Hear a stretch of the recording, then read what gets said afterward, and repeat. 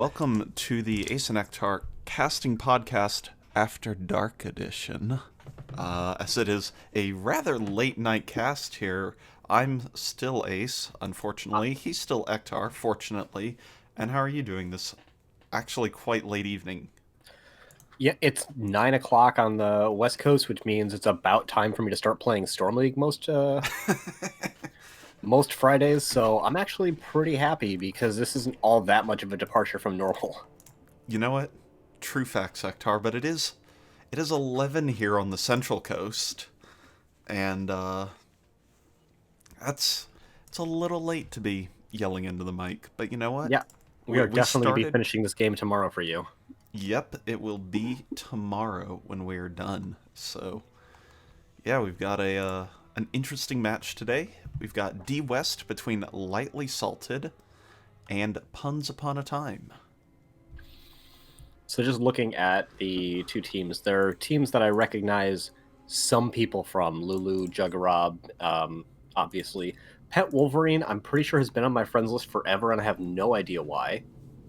And on the other side, I definitely remember working with Wafflecopter in the past as well. So both teams that have at least in part been around for a long time. And yeah, I'm really looking forward to seeing it because it's a little early in the season to tell, but both of these teams seem to be about middle of the pack for D West, and that means we could be in for a very even matchup, and those are always the most fun to watch. It is. It also means we could be running this towards the 1 a.m. mark, and the roommate will be less happy with me mark. But we're gonna hope that even if we get 3 games, we don't get one of those, I don't know, 30-minute double slobber knocker kind of sets. I mean, tomorrow's Saturday. Come on. Yeah, I know. I just don't like inconveniencing other people. All right. As far as how we got here, Lightly Salted called tails and their defeat. They lost the coin toss, and therefore Puns Upon a Time chose first pick, forcing Lightly Salted into map pick. They opted for the Cursed Hollow and Dragonshire bans. Puns Upon a Time opted for the Infernal Shrines Heretic ban and the Hanamura Reasonable ban. And Lightly Salted has taken us to Braxis Holdout. And I have verified we're on Braxis Holdout, not Braxis Outpost, for this lobby. I've seen that a time or two. It's always a little bit funny when teams get in and they're like, oh, there's no draft screen. Oops. Yeah.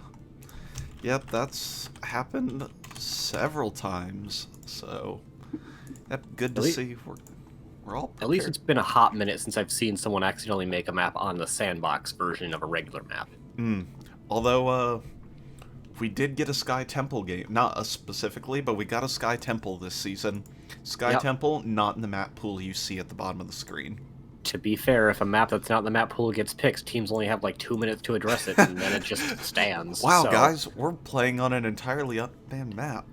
In theory, you could just play 3 Haunted Mines game. You could play 2 Haunted Mines games and an ARAM game, and there's nothing NGS could do about it if the teams really agreed to do it. Other than, if we make it a habit, we could do something about it. But yeah, there has to be an open-ended clause that Turd can find somewhere for that. So, all right, everybody's ready to go. And Wafflecopter has counted us in 3, 2, 1, 5-hour pause, and then the game goes 3, 4. There we go. That was about a 5-second intro. Yep, just about. Ooh. So because I didn't get into Heroes of the Storm more than 2 minutes before the series was going to be kicked off, I didn't have a chance to look at the teams too closely. Ace, I know you're somewhat familiar with Puns Upon a Time. Do you know what their solo laner likes? Because it's Braxis Holdout, and that's what this map is more defined by the solo laner than any others, with the exception of possibly Dragonshire. Yeah, I know Barber likes to play Sonya a good bit, and that is the solo laner for Puns Upon a Time. I have been inquired upon certain drafting things, but I will not reveal anything in case, just in case of any shenanigans that are afoot. But I don't expect that. But nonetheless, we will have to see what kind of draft Once Upon a Time puts together. So the Diva ban is perfectly meta. Uther... Yep. Also meta? Question mark? Also meta question mark. That's exactly how I feel. Because Uther's got a really high win rate, basically no matter how you look at it, but he's also not that popular. Yeah. So is that it could winning be a teams? target ban. Yeah. Is it winning teams winning with Uther because they picked Uther, or is it because Uther is good and winning games for it? We got taken to Dong City with Uther yesterday. All right, that's just a weird one. That's a target ban. That's got to be a target ban. Lightly Salted played Valera twice in their last set, and Lulu has specifically told me, I don't want to deal with a Valera attacking me. And as Lulu is the banner, that is what is occurring. Gotta say, I'm a little disappointed in Lightly Salted not having PJ Salt as their logo and instead going for the NGS Classic logo of, we haven't picked a logo, so here's the NGS logo. Yep, going for that retro look where 85% of the Season 1 teams had the NGS logo. I do love a Tassadar ban, especially for this map, because one of the things Tassadar does better than almost any hero in the game is just esports from a safe range, and the points in the bottom lane make it really easy for him to do that. So I love that Tassadar ban just about as much as I like that Greymane pickup coming out from Puns Upon a Time. Yeah, Greymane, just a solid hero. There's nothing too much to be said about it. Fits into a lot of drafts. Strong auto attack, engage potential, press R to delete Diablo button.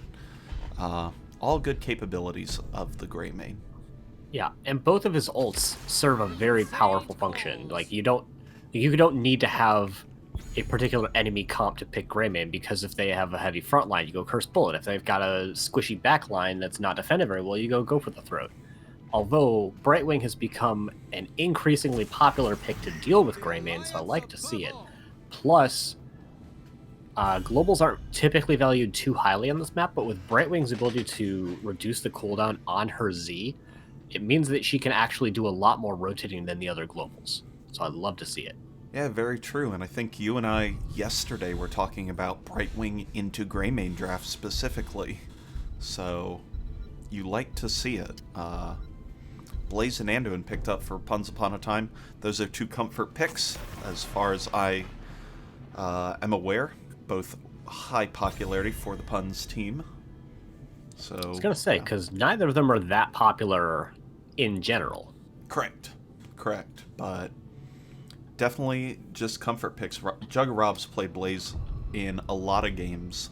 And I believe, as I saw Lightly Salted's last series, they had some interesting drafts for sure, where they went like double and triple tank, and then they did a bunch of wild stuff. Valera Kel'Thuzad.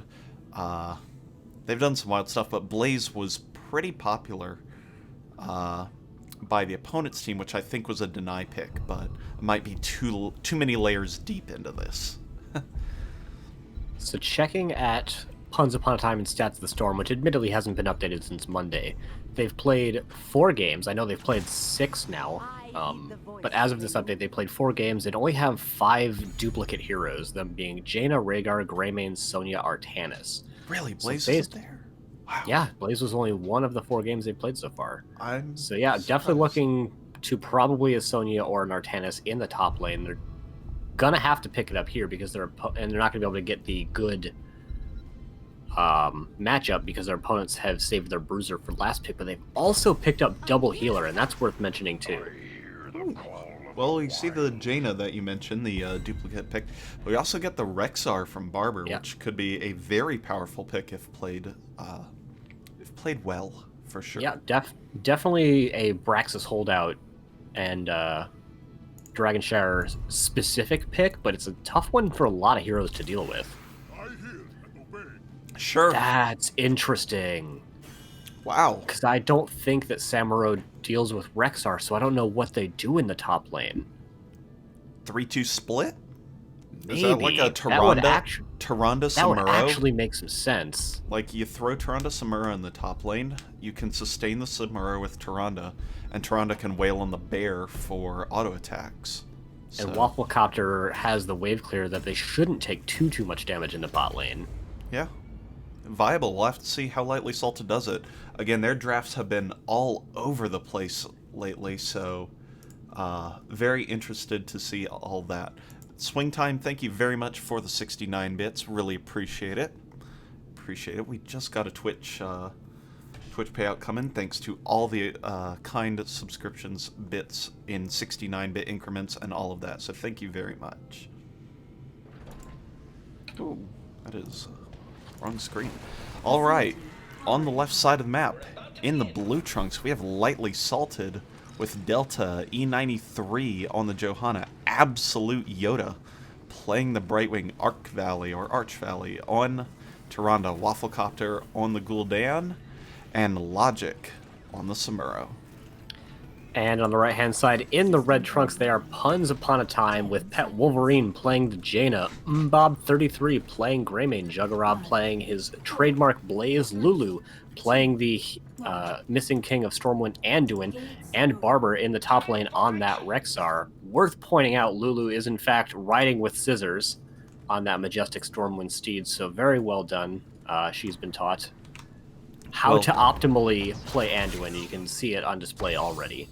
Very critical part of playing Anduin is to run with the scissors by Divine Starring that starting wall. So, very, very important part of playing Anduin for sure. Just a lot of wave clear already coming out from Wafflecopter. Juggerod is looking for something, but they're playing so far in the top part of the lower map that they're actually not finding it very much. Does get a stun on a Brightwing, but it gets immediately killed about by Arch Valley, although Brightwing is going to go down. Really good focus fire coming out from the Jaina and the Greymane. Yeah, and that wasn't even with Blizzard up. Pet Wolverine actually used the Blizzard in lane to clear, so that was just a lot of good focus fire to take the Brightwing down. So she's back, though, very quick with that global ability as the first button phase starts up. We've mentioned it. It is the Z on level 1 from Brightwing. That is by far and away the most popular pick, so she'll be able to rotate either between mid and top, or bot and top, or to just back and Z back in, similar to what Samuro can do at level 1 without requiring a Talon. Just also clearly a bug, but that's okay. The design decisions of Samuro continue to baffle me. So, you know. Greymane goes ahead and actually takes the Hellbat camp in the top lane, so Rexxar is going to be able to push quite well up in the top lane, as there's not nearly the amount of clear available for Lightly Salted in the top as there is Puns Upon a Time in the bottom. I feel like it's almost certain that Logic is going to have to go into, I think it's called Burning Blade. It's where his criticals do AoE damage, or he's just never going to be able to clear these minions in top lane. Yeah, taking a look at the level 1 talents as Puns Upon a Time goes to take some Bruiser. I don't see anything too out of the ordinary, although, full disclaimer... Neural Stim Pack? Neural Stim Pack is. I didn't quite get there, and I also don't know Samuro talents, so... I'm pretty sure Way of the Illusion is the normal level 1 there. Makes a bunch of sense. Blaze goes ahead and gets an engage onto 2 backliners, but the double support keeping Lightly Salted up and going for a little while. Umbob's taking a bit of damage, but at the cost of Delta's large health bar, but again, 2 healers is going to keep them well sustained on this bottom objective. Yeah, and actually Umbop taking quite a bit of damage as well. Anduin is going to be able to heal them up pretty decently, and Absolute Yoda is pretty low actually, and that is going to be another engage coming onto the Johanna, who just barely gets Iron Skin up in time to walk away. Is going to have to tap before re-engaging for sure. Actually still haven't chosen a level 4 for that Johanna. Yeah, doing the Nate strategy of not picking your talents on time. We'll get that notification again at level 5. We wonder if we're waiting to see something specific, whether it's the move speed. Gotta be waiting for a while, because everyone else is chosen. Yeah, it is just an interesting lack of choice. Umbob takes a lot of damage from that corruption, and Juggerod takes just as much and does get taken out. Full control over to this to the buttons for Lightly Salted as they start channeling up the percentage. Yeah. Pretty much on cooldown, Tyrande is throwing owls into the top lane to try and help out Logic. Logic is doing pretty decently at maintaining control at this point, although I believe he is missing XP over time. Oh, well, let's check that. Let's hit that Control 4 button. Samuro is down 700 XP, but 700 XP isn't a whole lot when you've got a 100-0 or 18 Zerg wave going on in this lane. We did have a disconnect come out from Brightwing, but it is on the teams to make the pause play there, so we're just going to see how this plays out. Wafflecopter rotates up to actually get the clear on the Zerg wave, which is a little unfortunate because he's their best sieger as well. But, I mean, Logic does not have a huge ability to actually clear that. And it looks like Brightwing is back. Yep, we do have Mirage. What talent is the AoE attack on, Ektar? Do you know? Is it, I do not, but I can check Heroes Fire because I don't have to control the camera. That is a great idea. As a Zerg wave is cleaned up, lightly salted, not even a tower gained in the bottom, just about 90% of their combined health bar, but that does not give you XP. It is a level 7 talent. Oh, we have Crushing Blows, which reduces the cooldown of Critical Strike, but that does not seem to be AoE hits. It is definitely not AoE hits, which means it'll be, I think, increasingly difficult for Samuro to deal with the lane as time goes on. Yep, that is a distinct possibility. Wave clear is a very good thing. Nice body blocks there coming out from Delta to force Juggerod to take a lot more damage and consequently tap as a result of it. Ooh, that was almost certainly a missed D coming out from Brightwing there. There was really no CC to try and cleanse. A little unfortunate, but it's not the most powerful ability in her kit most of the time.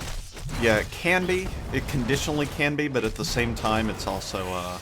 she does have that magic spit on level 4 that'll let her reduce the cooldown of her Soothing Mist trait, the cleanse part of it. So. Yeah, for sure. Right, in the top lane, we actually have had Wafflecopter staying to help clear up that minion that was taken earlier by the Greymane, which will give Logic the opportunity to full backs instead of doing the Q shift G trick.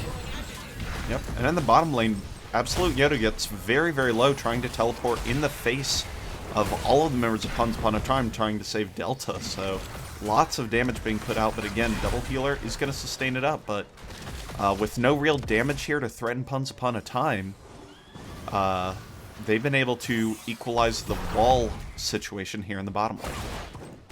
We do have now the camp being taken by the combined might of Logic and Wafflecopter. We actually have a 5-person engagement into the bottom lane. They're definitely going to get this the lower objective, and it looks like they might try to invade their opponents as well. They are. This is almost certainly going to go in favor of Lightly Salted, but they are trading out damage in the top lane. Logic gets brought down very low from Umbob, but is able to walk away. Juggernaut's trying to fight on this point, even though they're down heroes. And they are going to find Delta in level 10 first. And the camp will get picked up as well. Juggernaut gets pulled out at the last second by Lulu. Very well done. Ooh, and the Chastise is going to keep Logic stuck in place. Dodge the Owl. Nice job there. Not walking into it, I suppose. Pet Wolverine, defeated by the power of the Drain Life. So that ultimately is a 1-1 trade, but Juggernaut took a ton of damage on that bottom point with the 40 armor. On that bruiser button, actually, got 40 armor and did a great job tanking all the abilities for his team. Plus, with that meltdown, reducing the damage that he was actually taking by reducing the damage the heroes were dealing as well, just let him sustain for an incredibly long time. And while that was going on, Barber actually took about half the damage of that top fort. Yep, ooh, Lulu feared into a really bad spot. Does drop the button, the ding, the trinket, the medallion afterwards, whatever you want to call it, we'll call it all of them, and is able to escape for a bit. Now the combo goes out onto Delta, does have the D available to be saved just a bit, and health bar is very low, but even lower for the side of Once Upon a Time, so they're going to have to take a minute and tap up. So Brightwing was my my first love of healers into this game, and there's one thing that she can do that I'd love to see Absolute Yoda doing more of, and that is backing before using your Z to heal someone. Because Brightwing, like most global heroes, has pretty poor mana sustain. Her abilities cost a lot for what they do, and she doesn't have any ability to make up for that. So you can see that Absolute Yoda is actually pretty low on mana at this point, because they have not backed since the first time they got killed. I think that was a great cleanse there. I think that was Absolute Yoda's Soothing Mist activatable trait going out.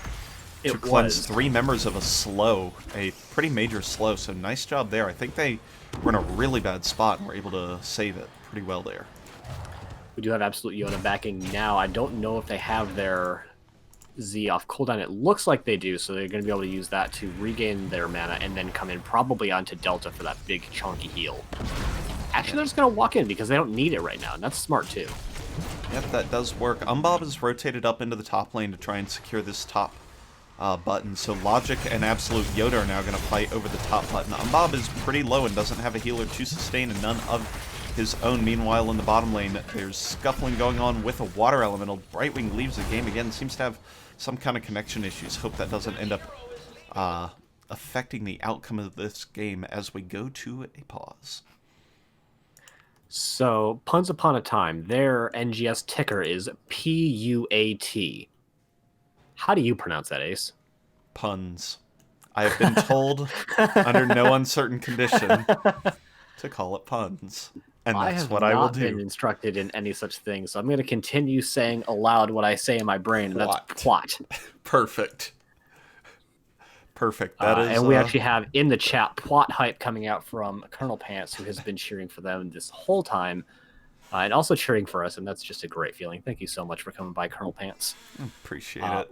We have had level 10s and then some for a couple minutes, and we haven't really talked about them too much outside, I think, the Cursed Bullet and the Horrify. So we've got the Horrify Blink Heal, which has pretty much been the standard for a while. Bless Shield is not a surprise. Illusion Master lets us know that Logic is a good Samuro player. I'm only mostly kidding about that. And Starfall, which is both a damage and a healing ability. If you are unfamiliar, every time Tyrande deals damage, it reduces the cooldown of her Q. That is auto attacks, basic abilities, and Starfall as well. So if you can land that on some heroes, it actually improves her healing throughput as well. Huh. I did not know it was also the abilities with the owl and the flare. I thought that was a Starfall specific thing. I'm glad to have learned that. Nope, it is all abilities, which is why sometimes you'll see Tyrande players just throwing owls at enemy heroes, even when they don't have any owl talent. That's just to get the, I think it's 1.5 second cooldown. Yep, for sure. We do have the Light Bomb combo, which was used by, or the Light Bomb Combustion combo, which missed earlier, but Jays Blaze Jet Propulsions in, and then gets the Light Bomb as he charges in, puts the stun with the stun, so now you have extra stuns, and then pop the Combustion, and the whole team just kind of rips them apart, so that combo capable of putting out a lot of damage. I don't believe it was seen on the stream, but it was probably heard Unleash the Boars got popped in the top lane earlier during the duel with Samuro. Yep.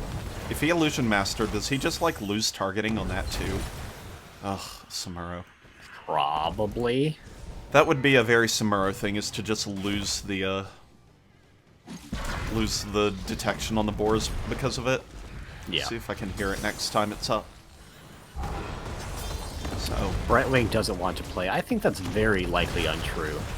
Brightwing wants to eat everybody here. Oh, that is completely factual. Big Cursed Bullet coming out onto Delta. We have the attempted engage coming out. Juggerog getting the stun off onto multiple people, getting a big combustion. Words are hard damage. But they turned around on them as Blaze and Jane are going to go down. Lulu and Umbob are in full retreat. Wafflecopter trying to chase something, but only going to find a little bit of extra suck damage. Yeah, there was a good flank there by Logic on the Samuro to come down and make that a 5v4 fight. Additionally, good polymorph by Absolute Yoda interrupted the jet propulsion that was the engage condition of Puns Upon a Time. So that really made it difficult. There we go. It does lose. It does lose the. If you targeting. Yeah. He just kind of ran off into that rock and did nothing. R.I.P. Boar. And now with Misha taken out, it looks like Lightly Salted will take care of the buttons for now. Lulu 1v1ing a Wafflecopter. That is not a recommended matchup until Juggerog shows up. So Puns Upon a Time will hold the bottom button for now, actually. I'm kind of surprised at that, but nonetheless, 72% here for Lightly Salted and 12% for Puns Upon a Time on Zerg Wave number 2. You know, we haven't mentioned it at any point earlier, Wow. but the top fort was actually taken down by Barber, who just kind of won the lane hard enough that he was able to kill a whole fort, and Logic was forced out at barely any hit points. Delta's getting engaged upon by Umbab, but has the D-shield to walk away safely. Yep, so now Punch Upon a Time in control, both the buttons, going to go ahead and take their opportunity. There's the combination of abilities. Deletion, immediately Brightwing. Wafflecopter lives with a tiny bit of health, and the counter engage is great. Lulu taken out, Greymane taken out as well. Pet Wolverine on the run, getting the slows from the Jaina abilities. But that is a nice counter kill from Lightly Salted, and they take the favorable side of the engagement, 2-1. Really good discipline coming out from Wafflecopter to not fully disengage when they were at, sub 200 hit points, but just disengaged out of Puns Upon a Time's ability to kill them. And as soon as the continued engagement came in from Juggerod, just dropped a massive Horrify. Yeah, the difficulty of Puns Upon a Time's combination of abilities. So Wafflecopter again gets taken very low, does get taken out this time. By a nice use of the short cooldown water elemental, but that is a full Zerg wave in the top lane for Lightly Salted. Yeah, the Aces, I believe, was saying the difficult part about Puns Upon a Time's composition is, yeah, they can collapse and kill people with big AoE blow-up, but when they do that, they put all of their melee heroes into the same area, which allows for the potential for that counter engage that we saw with Horrify able to hit basically the entire team. So yeah, they can converge and kill someone, but even if they do, they may then get counter-killed themselves. Yeah, and even additionally, the range of jet propulsion makes it so sometimes the teams with the immobile Jaina or a partially mobile Greymane are only able to kind of get into the engagement a little late. It's not like an immediate destruction of a target.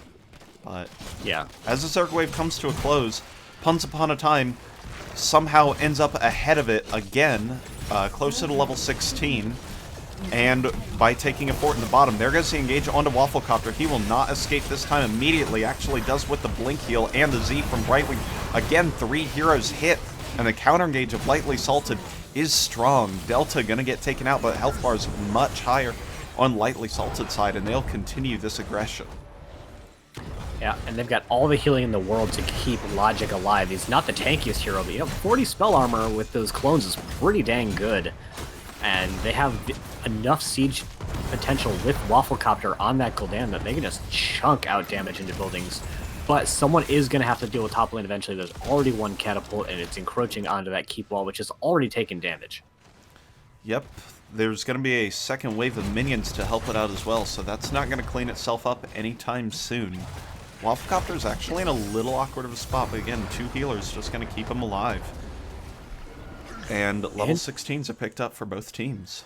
Interesting going into Rampant Hellfire over the Echoed Corruption when they went Corruption on, or the Ruinous Affliction rather, after going Echoed on level 1. We do have Johanna back, and I kind of don't think that's the hero that they want backing. There goes the Unleash the Hounds, just going to find a big slot of Wafflecopter, gets brought down very low. The stun is going to find itself out onto several members. That is going to be a very quick kill onto both of the healers, and I don't think they have the ability to turn this one around. Horrify just coming off cooldown now, and that's really what Lightly Salted have been using to turn a lot of these engagements. So if that was a tactical decision, knowing Horrify was still down, that's a very shrewd timing to hit from Puns Upon a Time, and well done. Yeah, if not, they played aggressive and got lucky. Yep, I think that's well played. That's a very good point, is that playing around that Horrify cooldown is one of the most important things that Puns Upon a Time can do to make their engages work. Light Bomb, 60-second cooldown, Combustion 80, Horrify 80. So if you time the Combustion, use your Combustion to track their Horrify cooldown, you can really keep that in mind when you go for engages. At the current juncture, both teams are just going to gentleman trade out top and bottom, although I think that has to favor Puns Upon a Time as they're able to pick up at least 1, if not 2 camps, basically without contest, and at some point Lightly Salted are either going to have to try and just take a straight-up fight, or start playing an even slower game. Yep, well, here come the Boars out onto the members of Lightly Salted. That does hit in a large area. All the members of Puns Upon a Time get pushed off the point, but Johanna goes down first. Logic going to be hit and stunned, so he can't use the swap ability on Samuro. 2 kills to Punch Upon a Time, and they want more. Yeah, here's the slow coming out from the Starfall, which is just barely enough to keep Juggernaut from getting that stun, and it looks like Punch Upon Time are just going to disengage, make sure they get control of the 2 points, and if I would guess, probably try for boss, although Juggernaut is backing. Yeah, everybody was pretty low, but the now. Anduin sustain is strong with the Lightwell at level 16. So, yeah, I think they could at this point, but they're going to go with the safe play, I suppose, and just push out the lanes a little bit, be prepared for this Zerg wave to push into the top and create dual lane pressure. Yeah, this is a very scary wave in the bottom lane, but it's a wave that can be cleared without necessarily losing the keep. And it looks like Lightly Salted don't want to lose the keep, surprise, surprise. So they're going to put 5 people on the initial defense, which is going to clear the camp out. Zerg wave is going to stop a lot of the additional damage joining in on the bottom lane. Logic's going to clear it up just a little bit, but they have a Zerg wave in the top lane that they really need to start addressing. Both these teams consistently are pushing or defending waves rather than trying to push with their Zerg. We've seen it happen with Lightly Salted getting 0 forts despite 2 Zerg waves. 0 walls with the Zerg wave. And now we see Punch Upon a Time not leveraging an advantage to or rather, not leveraging the Zerg wave to try and push in and get this very low health keep. So that will stay standing for now, but they are going to go ahead, take the distraction time, and probably take this bottom keep out. I got us. That feels like an incorrect decision to me. Ooh. Big Horrify comes out. Anduin going to go ahead and use the Leap of Faith to go ahead and get Jugrob out. I had to think there's some kind of miscommunication on that one as Light Bomb completely whiffs, but top keep does go down to the 2 Guardians remaining, and oh no, the Water Ellie could have targeted the keep. RIP. Sub 200 hit points on that last bottom keep, but they keep it alive, so well done to the members of Lightly Salted. Down level 20, but nothing to fight over for a little bit, so this keep is going to get sniped out. There's no ifs, ands, or buts about that, but for the time being, there's no reason for Lightly Salted to be out on the map, so they can just passively soak level 20 as minions come to them. Their opponents could try to rip boss, and that's scary, but I don't think it's as scary as fighting down 20. Nope, and they always have Logic using that full invis on Samuro to go ahead and scout out the position, and they also have the Owls of Tyrande going out. By the way, it is full Owl build, which is the most popular and most winning build currently, so yeah, I think I think Tyrande's been quite good lately, and I like to see her getting more playtime. Yeah, it means that when your opponents are invading in a camp like this, you know it before you actually walk up and find it, and vision is so important in a game like this, where bush ganks just end games. End games and end careers. Speaking of an ended career, Delta E93 in a terrible spot to be in and gets absolutely deleted trying to soak out that's got to be level enough 20. to rip boss now, right? They're going to look to march core. They've got 2 heroics up in the light bomb combo, so if they can land that, they can end the game. If not, it might be a little scary, but we will have to see. Horrify is still available. Wafflecopter a little bit far forward, and Juggernaut is looking for that jet propulsion. Decent damage is coming out here. They find the jet propulsion and get the stun. The trinket comes out, which saves Wafflecopter. No, huge Horrify. Bob gets brought down very low, but Brightwing is the next to fall, but it is enough of a defense with that Horrify to push the members of Punch Upon Time back. Yep, for now, the Pun's health bars are quite low. They are going to be the last victim of violence. No, will escape with a little bit of enhanced move speed, it felt like. And yeah, I believe she gets extra move speed when she's retreating. Very interesting. That's some of the tech of Rexar. I don't know. He also has a level 16 talent that gives extra move speed based on basic attack. So could have just been that. Yeah, Misha's trait targeting Rexar commands Misha to retreat, gaining 30% move speed until she reaches Rexar. Wow, very cool. Yeah, that's cool tech that I am, as a non-functional Rexar player, not using. I've got to say though, I think that you have to think that at some point Punch Upon a Time probably could have delivered a death blow, but now their opponents have level 20. They're 5 heroes alive. Don't die here, Logic. Good job. You have 5 heroes. You can try to take an even fight, and that is the best opportunity you've had for the last 3 minutes. Although that's a big ult miss coming out from Delta, not hitting anyone, and a huge combo coming out and immediately blowing up the Gul'dan. Delta's going to be the next to fall as well. A lot of damage and potential healing coming out from Arc Valley there, but that's Logic falling as well, and oh, Tyrannus even going to fall in addition. Absolute Yoda, the only survivor for the time being, and that is certainly going to be game. There's no way that just a Brightwing can hold the Zerg Wave, the Mercenary Camps, and the 5 living heroes on the side of Puns Upon a Time. Yeah, this is all over but the 87% core health and 50% shields. Yoda actually goes ahead, hides in the Hall of Storms, does live. As the core falls, Puns Upon a Time takes game number 1.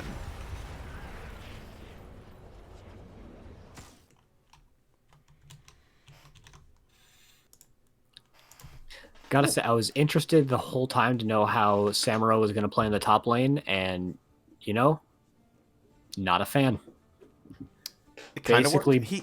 So Barber was able to just kind of take top fort over time. Yeah, over time, the top fort was definitely not a good thing to lose, but it was interesting because he could use some of that Misha tech style where he puts 2 clones on the point and puts his body in lane, but I mentioned it at the time, but at no point did I see Samuro do the QBD trick to get the initial health off of the Hearthstone and then get back before the clones disappear.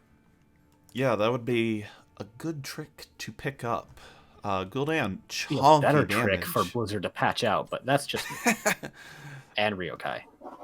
Yeah. And me. You can add me to the list. Add the petition.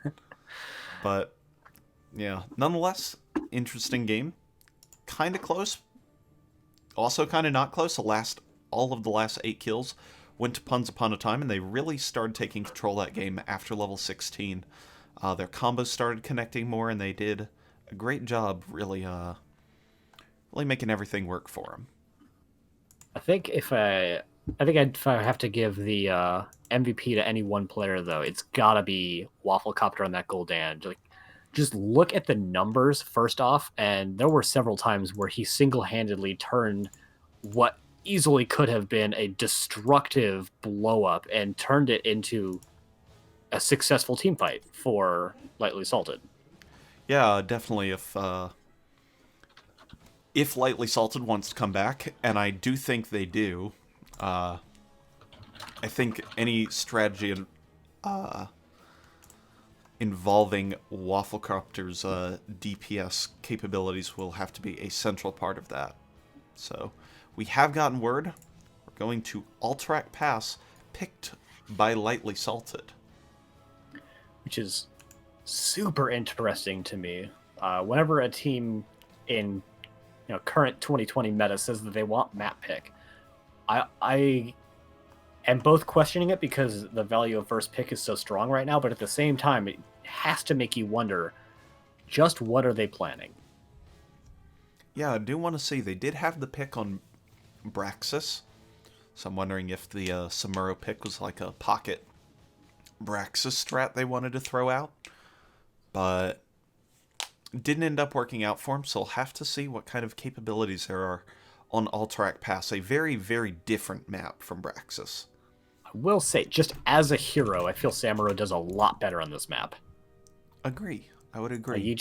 I don't know what their normal solo lane arrangement is like, but you slap a regular solo laner in the camp that's farther away from the camp, so top lane on this map, slap Samuro in the bot lane and just rotate him to take camp every now and then, hold bottom lane well enough, and have a rockin' 3-man. I think you've got the makings of a really powerful Alterac Pass team.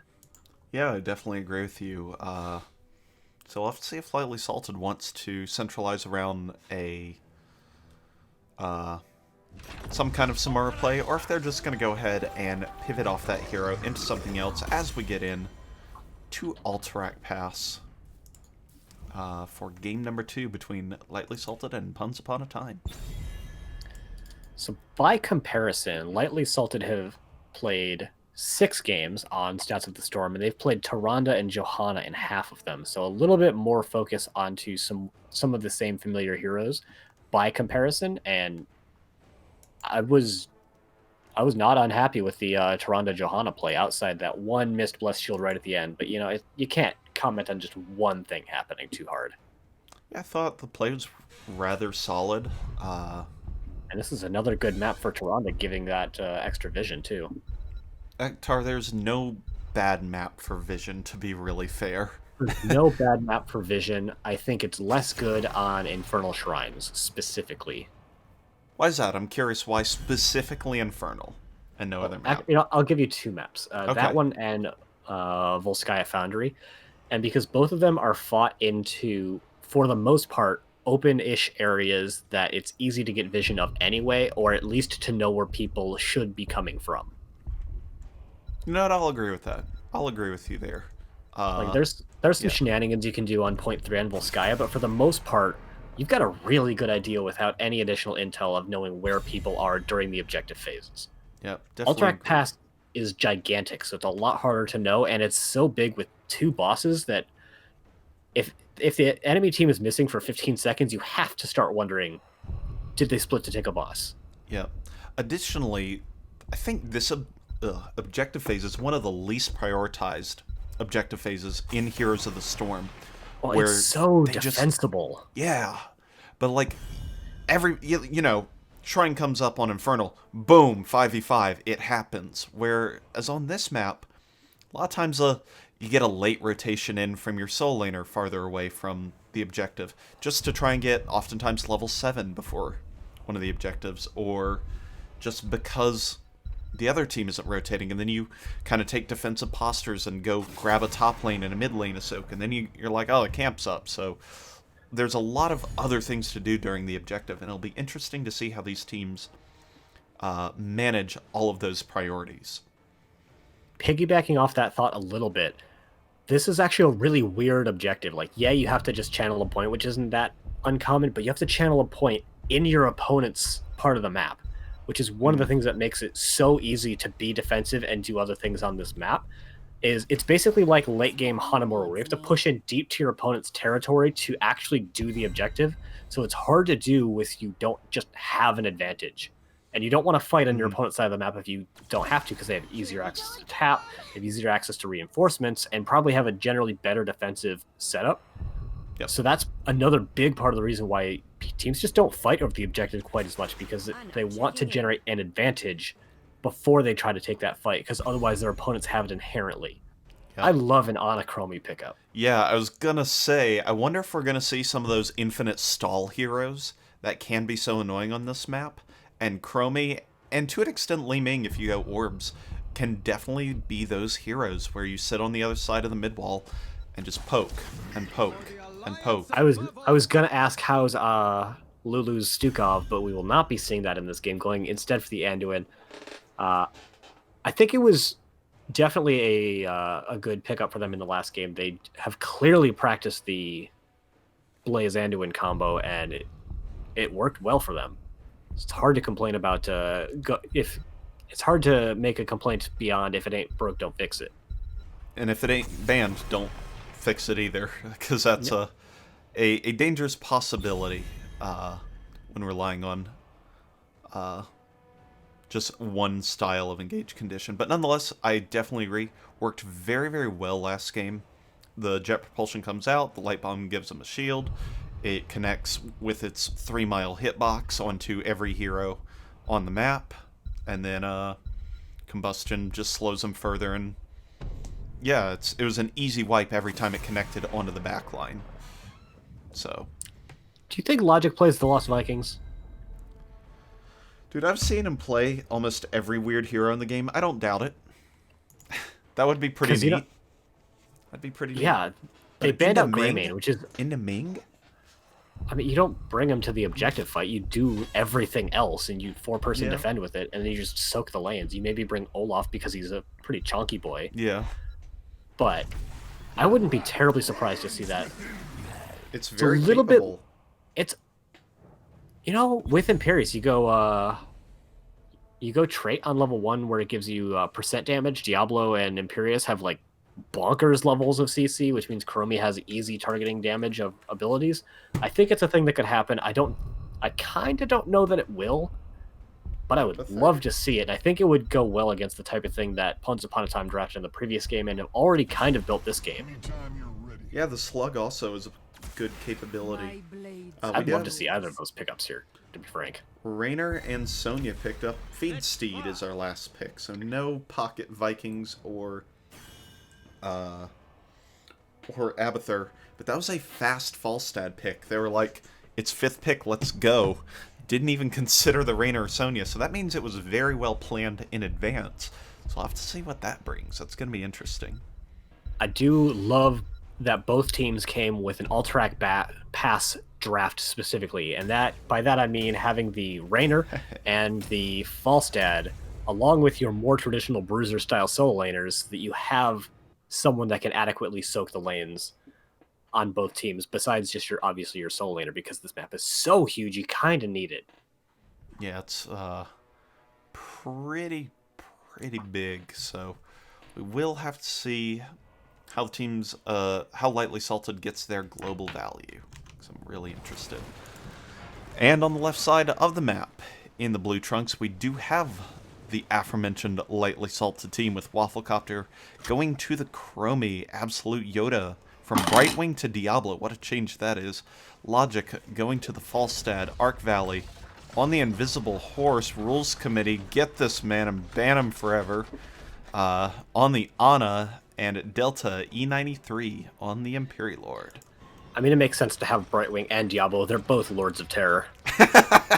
On the right-hand side, in the red trunks, we have, looking to get the 2-0 domination, Puns Upon a Time with Barber playing Sonya, Juggerab on his signature Blaze, Pet Wolverine is playing Li Ming, Bob is playing Jim Raynor, and Lulu, once again, riding with Scissors on Anduin. That was the key to victory last game. So yeah, and they've got it again for this game. Yep, she does have it indeed. Ace in the hole for the Jim Raynor. Jim Raynor alert. We do not have Exterminator. RIP. We've got the W build from Chromie, which has the lowest win rate on its tier after the, I would call them nearly catastrophic nerfs to the W. I wouldn't even add the modifier. That's just kind of catastrophic. She dropped more than almost any other hero in the game, if not more than any other hero in the game. Sadly contested by Gazlo in that regard, and that's never what you want to see after a rework. Unfortunately not. That is... Wow, that Chromie sand is really loud in this game. Holy cow. Like, all the sounds have like a baseline loudness when they hit. Those sands, they're just thum, thum, thum, hits. Oh no, it is actually Chromie by a fair margin. It's like a full 1.5% over the next worst change, which was unfortunately Deckard Cain getting his prior buff reverted. Delta's actually taking quite a bit of damage in the 1v1 matchup against Barber. There it is. There's that matchup that Hector's talking about. I'm like, oh, I gotta find it eventually. I mean, all the heroes kind of swapped roles from the last game. Barber's at least still on a solo laner, but Delta was the main tank before and has now gone to the off lane. Absolute Yoda went from healer to main tank. So yeah, just kind of swapping all over the place. Barber putting out a ton of damage in the soul lane and is gonna force Delta back completely, so that could cause some XP miss. Might not know, as the minions clash with the camps in the middle lane. He did miss out on 3 minions. They were killed at the wall. Good pull by Lulu again. Actually went in at quite low health, or got chunked while doing it. But got that leap of faith. Pet Wolverine not in a great spot in the top lane. Li Ming not the soul laner, but you know what a soul laner or any hero can do? Pick up XP globes, and good relief by Umbob there to pick up those 3 XP globes. Keep Puns Upon a Time just slightly ahead in that XP department. We do have what I would call full Brawl build coming out from the Li Ming with that Power Hungry on level 1 into Orban 4. Would not be surprised to see Orban 7, although I don't think it's fantastic on this map. Yeah, I see a lot of Li Mings since the Dominance nerf, like a bunch of months ago. Just picking up Triumvirate just for poke, and it gives Li Ming better poke than she normally does when she often has to commit pretty heavily to make things happen. Yeah. We do actually have Burn the Impure on the Imperius, so they did end up going for trade on level 1 into Molten Armor on 4. So definitely kind of went the build I would have expected to see if they went Vikings, but then they just went Falstad. And to be fair, when their opponents picked up the Sonya and the Gem Raider, I think the Lost Vikings became a lot less good because those heroes can just clear lanes, although Ace in the Hole makes that a little bit less prevalent. Yep. But not by a ton. I love that Falstad is still in the bot lane, though. Yep, and Barber actually got, I think, clicked on something and it died or something. Misses the spear out. Delta gonna go ahead and misses the other spear. And, yeah, both... Oh, it is Calamity. Look at that. Yep. Yep, so it is just a poke build. Poke bonus build. I actually really like that, overall. Wafflecopter is gonna miss the, Sandblast, so that is gonna be a channel over to Once Upon a Time, and now Lightly Salted in a really bad spot, and gonna have to wrap around to engage this while Falstad continues pushing bottom, so they might just give this entirely. Yeah, I don't even hate that. If they know they're going to lose it anyway, don't even bother rotating. And that sounds like a horrible thing to say, but with Diablo going down, Logic is like, well, I guess I'm staying in the bot lane now, and I think he's correct in that regard. 8-bit, it definitely is an invisible mount, but we are past the threshold of reset. So we are on a no reset run for the rest of this game as on time picks up the first objective. You know, I'm glad. I feel like too many people reset too early and they don't get practice on the end game, so I like to see them opting to just play it out. Yeah, for sure. For sure. Good one there. As we see a 1-4 split coming out for Once Upon a Time. They're going to take 4 heroes, push it into the mid lane here, try and get that wall down, maybe try and get a fort down. Wafflecopter is low on mana, opts for the Temporal Loop at level 8 for her heroic talent, so, but doesn't have enough mana to make any of that work right now. Yeah. Temporal Loop fallen a little bit out of favor since the relatively recent buffs to the Slowing Sands, but it's still a really powerful ability, and I love to see it, but at the same time, I don't particularly love to see it because Anduin has a baked-in cleanse that he doesn't have to do anything to get. Yep, that is a factual statement. Big collapse going down here, but again, the lack of...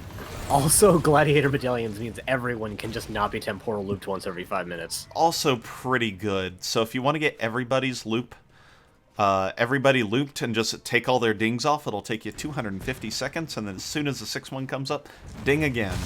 Ain't it great? Yeah, there's definitely a couple of rebalancing things that are going to need to be done by Blizzard if the medallions are going to stay in. Probably temporal loop going to need a bit of a additional power budgeted into it. How do you... I mean, at that point it just becomes a giant cooldown reduction chonky damage button more than anything. Maybe you just have invade. the basic ability to recharge. Ooh. Wow, nice invade and nice sleep dart onto Umbob, and Logic barrel rolls over the wall and gets the kill onto Lulu. Level 10's picked up on both sides. Logic does pick up the Gust in time, but finds himself in an awkward spot, but does barrel roll over the wall. So nice little poke and invade there by Arc Valley and Logic. I hear a Temporal Loop on Umbob. Doesn't get the ding off, as it was not available.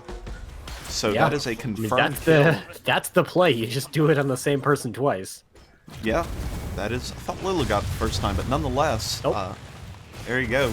Fire it on everybody, or fire it on the same person over and over again, and make them wish they had the ding button.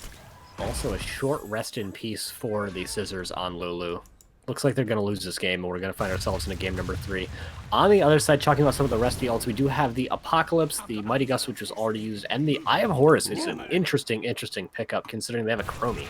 With Loop, like, that is some combo potential. Pet Wolverine caught out in a really awkward spot, and Lightly Salted gladly takes the donation there, as the camps, or the objective camps, spawn in the bottom lane, and we'll have to see if Lightly Salted wants to make any use of it. That is an endeavorous Temporal Loop onto Umbob again, using it on the same person. Little off on the combo there.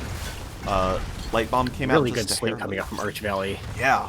Stopping the jump propulsion. Oh, that's what stopped it. Wow, very nice. There have been a couple good ones.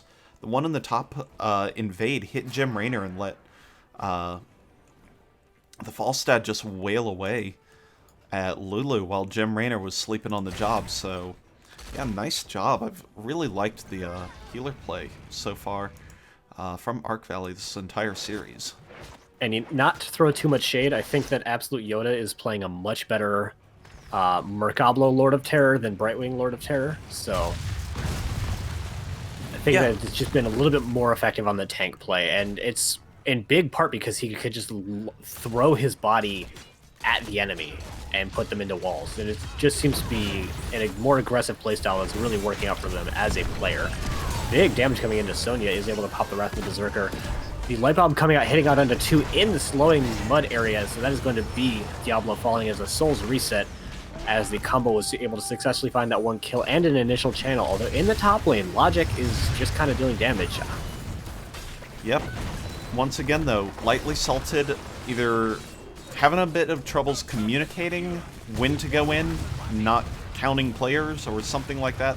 That's the second time they've engaged 4v5 and lost teammates while Falstad is split pushing. So either something will need to change about that, because getting forts here and there, walls here and there, is not going to be the ticket to victory, but they did get top 4, so can't argue with that if they can make this defense happen. I don't think they have enough time to try and make this defense happen. They're just going to have to make the defense happen out in the lane, and the Null Camp is certainly going to help in that regard.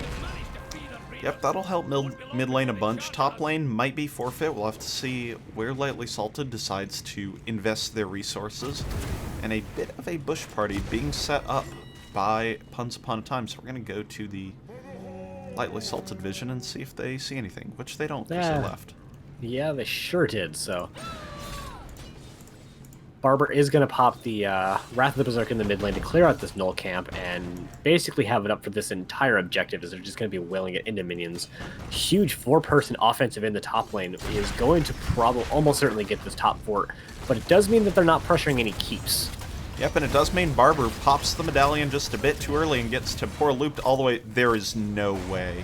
You're kidding. Okay. All right. Oh my goodness, that was an unfortunate use of Apocalypse there, as Wafflecopter did just get the kill, but oh man.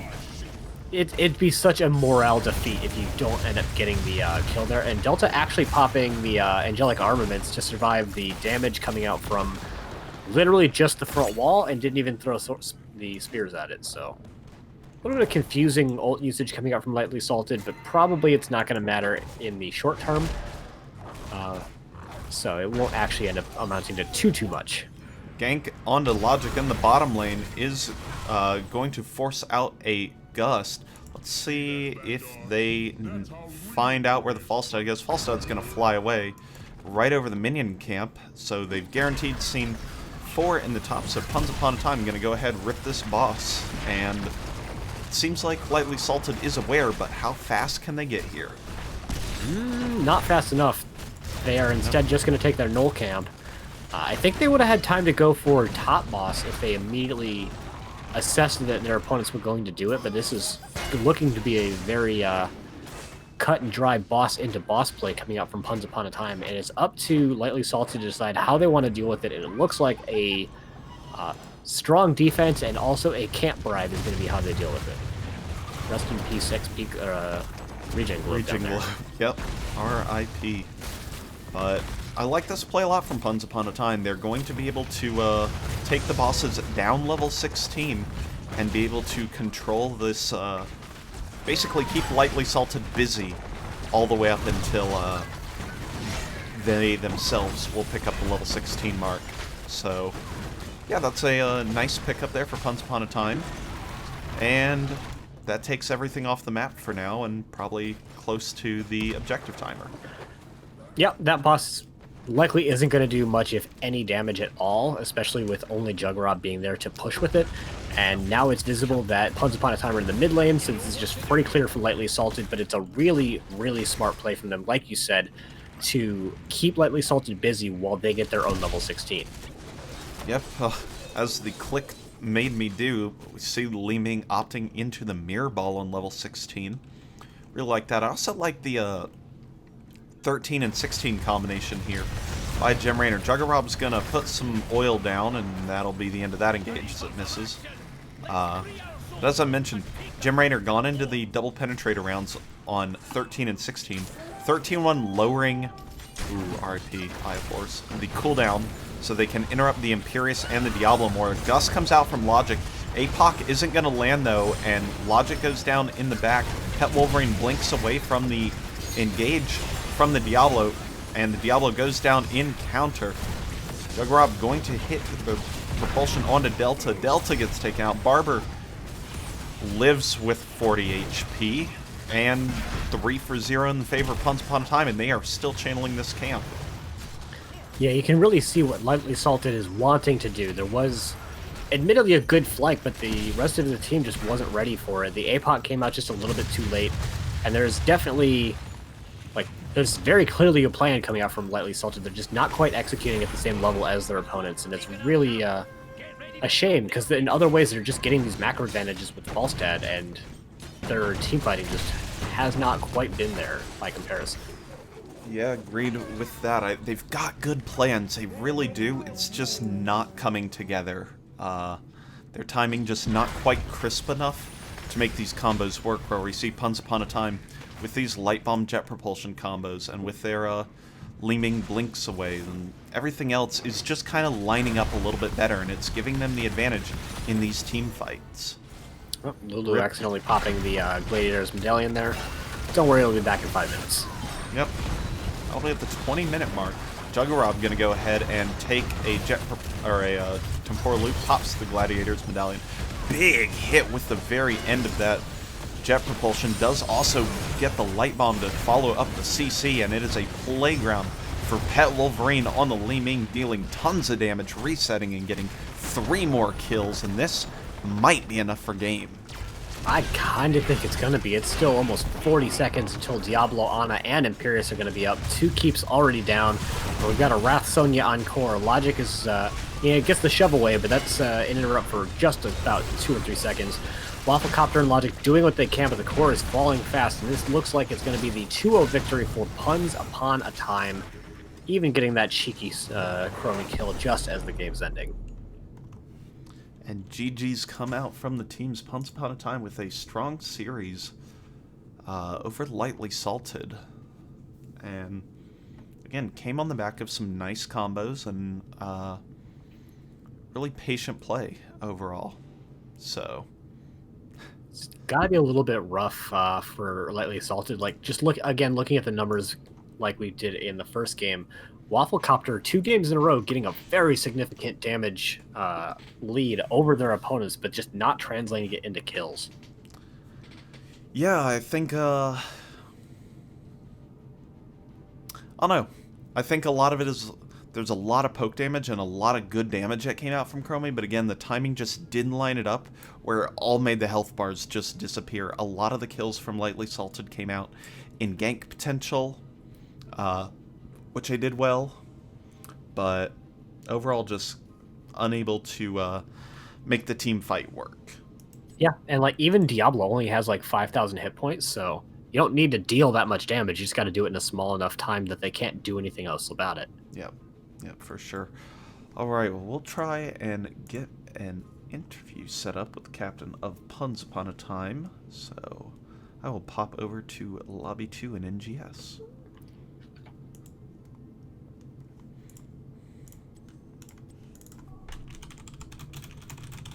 We know that their captain has access to our regular server. Why bother? We were hiding, Ektar. We were hiding.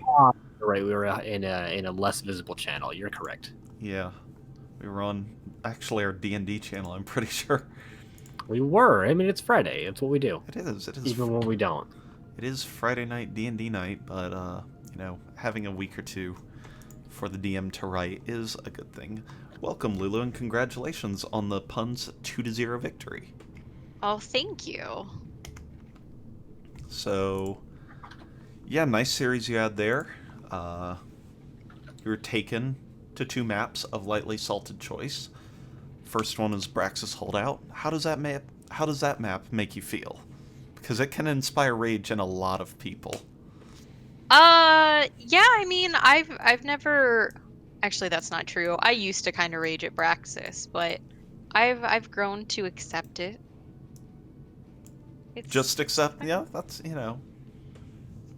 that's, that's a reasonable relationship to have with Braxis Holdout. I would. I mean, there's not really any maps that I'm just like, "Oh my gosh, this is incredible. I love it so much. This is the greatest thing ever." Infernal Shrines. Yeah, I would vote Infernal Shrines out of the pool. Like, All right, so thanks for this interview, Lulu. Very much, really enjoyed it. all And right, yeah, thanks for the cast, guys. uh, so You're game dead to me. Wow. Typical Otter. Lulu. Uh, so game one, they come at you with the Samuro composition in the top lane, and then they've got double healer to push with, push in the bottom lane. How's the plan against that? What was the reaction to that? Since you know Lightly Salted is can have some pretty interesting drafts.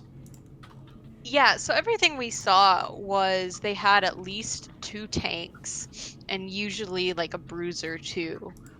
They didn't do that tonight. We actually, I'm gonna admit, game one, we got into game before it registered with anyone that they had picked a second healer. Like, oh look, Tyrande and Brightwing. Huh. The Samura was annoying. We definitely didn't see that one coming, but Barber did a really good job in the top lane dealing with that. And yeah, we were able to hold our own bot lane for the most part. They did a lot of damage. That Gul'dan, just a stupid amount of damage. Yeah, it was like 112,000 at the end of that game one. It was the Horrifies would break up your engages, uh, just put out a Yeah. ton of damage. It was really good Gul'dan play from Wafflecopter, and it was Yeah, and then that Brightwing also, the polymorph, interrupted a lot of like Blaze trying to go in and stuff like that. yeah, for sure that was definitely tough, but you were able to make the combos work with that Blaze Light Bomb combo, which I see you guys have practiced several times, at least once. Nope. No, Busted it out for the first time tonight. impressive, Yeah. impressive.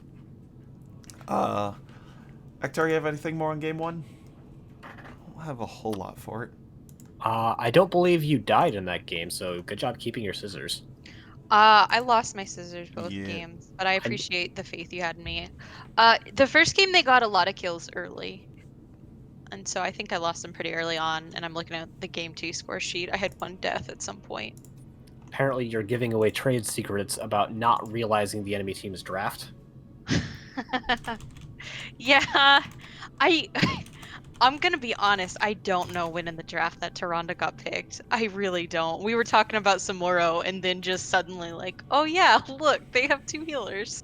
Someone check the I'm- VOD. I'm pretty sure they picked one of the 2 healers as last pick, and I think it was the Tyrande. No, Yeah, no. that would make Their No, sense. last Samuro pick was last pick. It Samuro. was second wave, though, for sure. Yeah. And Okay, it wasn't well, the same time, so it was it was Brightwing in the the Brightwing, first 2, It was and Brightwing Joe Joe Tyrande was the their Brightwing first second. two Joe picks. first, and then Gul'dan Tyrande second. Yeah, I've got the tapes. So, we did at Reddit. So they didn't just like sneak it in there and like trade out some heroes on the load screen. That's a shame. Yeah. No, you had a full set of hero picks to respond to that, and you just didn't, from what it sounds like. All calculated. This draft was very much based around their double support that we definitely saw they had. calculated throwing. Fantastic. Good team name. I will say I was a big fan of your team comp because it included a gray main, and one of the things that your team did really well is just take camps more often than your opponents, and especially when you already had a favorable matchup in the solo lane. It was rough for Samuro basically that whole time, and at one point it just kind of was on Barber, and he just pushed a fort down by himself. Yeah, they came in to invade on our camp, and as we were panicking, I was trying to keep people alive. But I was like, no, no, no, like go ahead, I get this for free up here. Like, okay, I guess. And so that actually worked out in our favor. Yeah, especially because you took that fight 4 versus 5 and you still won. You got several kills, didn't trade out anybody, and got the camp that they were invading on. Like, it's hard to think of a situation where that goes better for your team than how it actually went.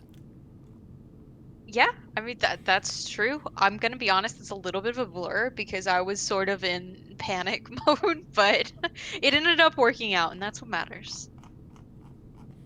Fair enough. I guess I only have one question, and that's during kind of the later part of the game, there were 2 different opportunities where you got a couple of hero kills, and you opted not to go for boss. Do you mind explaining your thought processes on those? Well, sometimes you think you should go for boss, and then you get burned and you throw the game.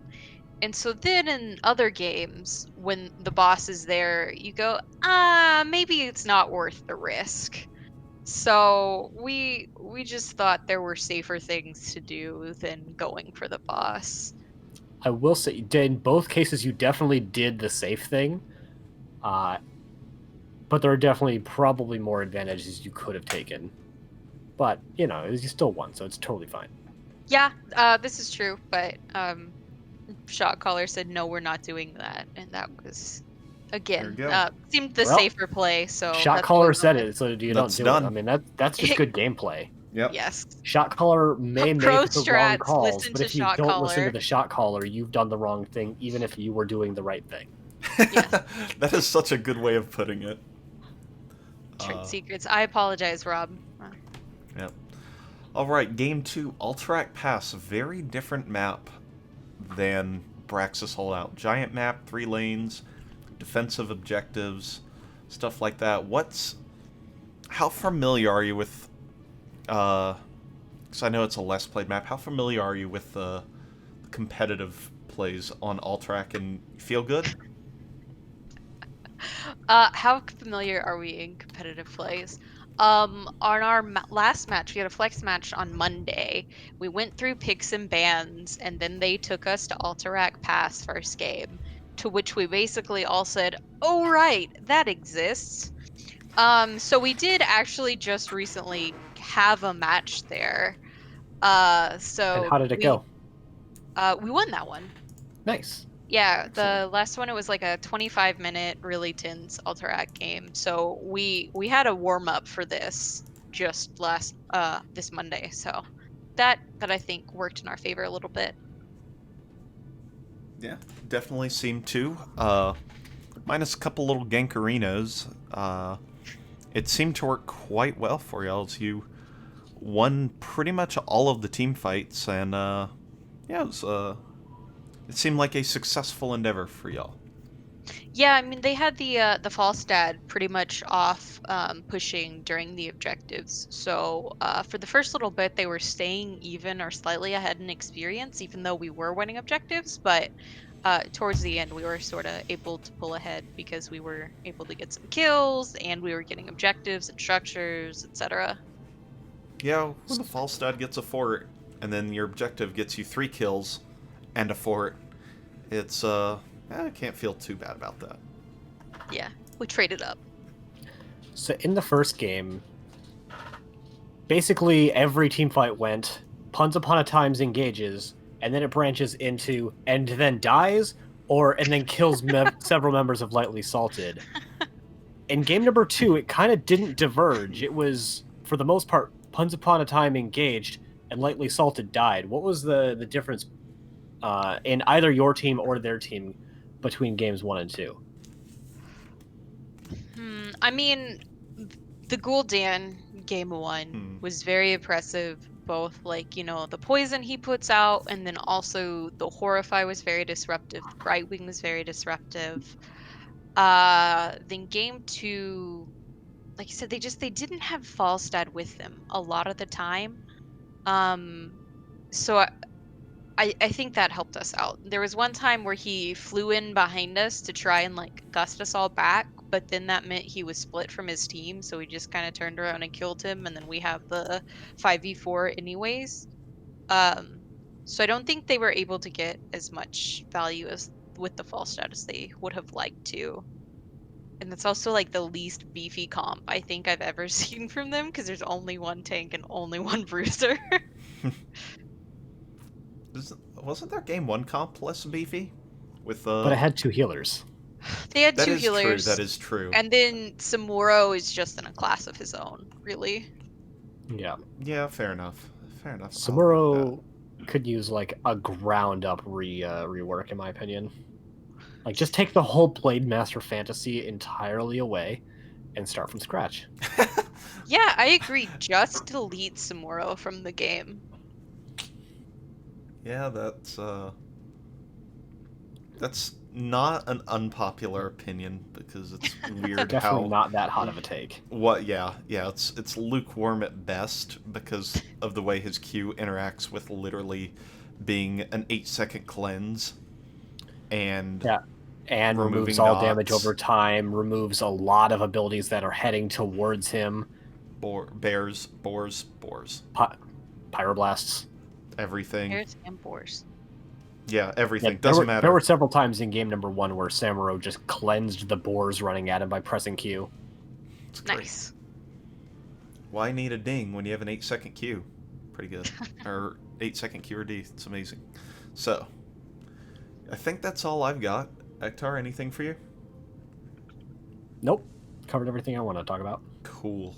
Well, actually, there's always the relatively obvious question of who you're playing next week. I think yes. it's, Nerf. It is Nerf the Smurfs. Yes. Yeah. Yes. So, have you started preparing for that match, and what would you like to say to your round 4 opponents?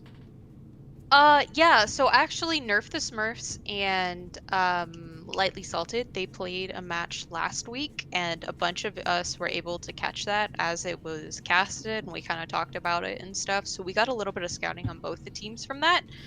And we're just looking forward to it. Alrighty. Well, floor is open to you if you want to give any shout-outs, whatever. Now's your time. Okay. First of all, shout out to Lightly Salted. That was like, they've just got some like slightly different team comps than you see a lot of the time. So I was really on edge the whole match. But it was a good match, and shout out to my team, as always, for putting up with all the terrible jokes that I make, and when I yell at them to leave fights because they're about to die. And shout out to you guys, huh? And then you have to D them away when they don't listen. Yeah. And that's really the reason to play Anduin, is when your team doesn't listen, you just pull them out of the fight anyway. Yeah, pretty much. It's like, oh, at 20 I can do that twice? Okay. Now I can, prevent twice as many oopsies. There you go. But shout out to both of you guys for casting our match. For sure. Always a good time. Yep. And we were both incredibly biased, and we're cheering for Lightly Salted the whole time. Yep. I mean, that's fair. You are wonderful human beings, but you're both dirty wooloos at heart, and so I understand why you would want to see me fail. Yeah, exactly it. All right, well, thanks. Ace's favorite thing you say is, let's get down to business to defeat the puns. So, you know.